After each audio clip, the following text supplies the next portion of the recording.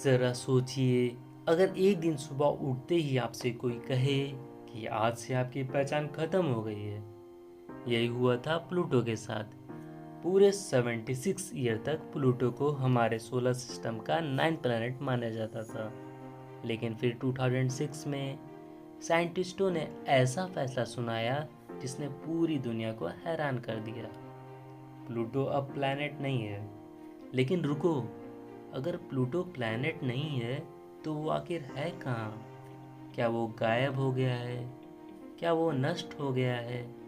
या फिर आज भी नेपट्टून के पार अंतरिक्ष के अंधेरे में चुपचाप घूम रहा है? आइए जानते हैं सोलर सिस्टम के सबसे बड़े मिस्ट्री की पूरी कहानी।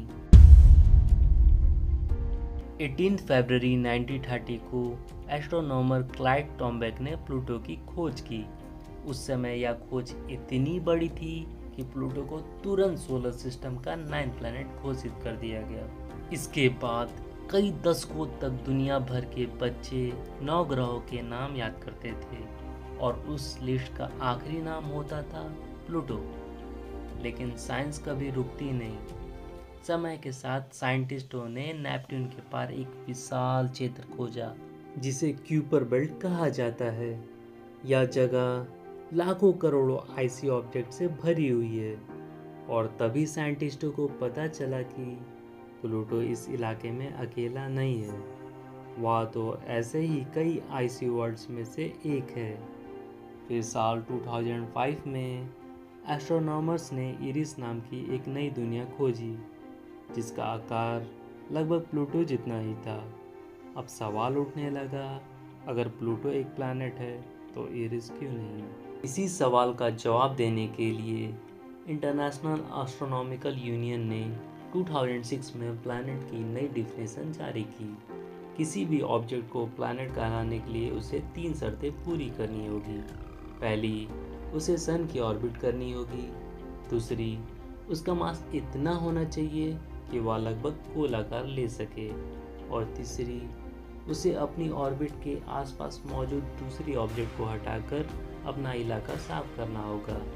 प्लूटो पहली 2 शर्तें पूरी करता था, लेकिन तीसरी नहीं, क्योंकि उसकी ऑर्बिट क्यूपलर बेल्ट की अनगिनत आइसी ऑब्जेक्ट से भरी हुई है और इसी वजह से प्लूटो से प्लैनेट का दर्जा छीन लिया गया और उसे ड्वार्फ प्लैनेट घोषित कर दिया गया। लेकिन प्लैनेट का दर्जा खोने के बावजूद प्लूटो बिल्कुल भी साधारण नहीं है।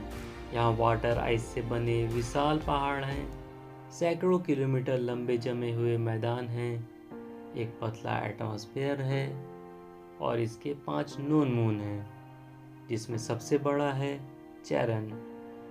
साल 2015 में नासा का न्यू हॉरिजन स्पेसक्राफ्ट प्लूटो के पास से गुजरा और उसने ऐसी शानदार तस्वीर भेजी जिन्होंने इस छोटी वर्ल्ड को लेकर हमारी सोच ही बदल दी।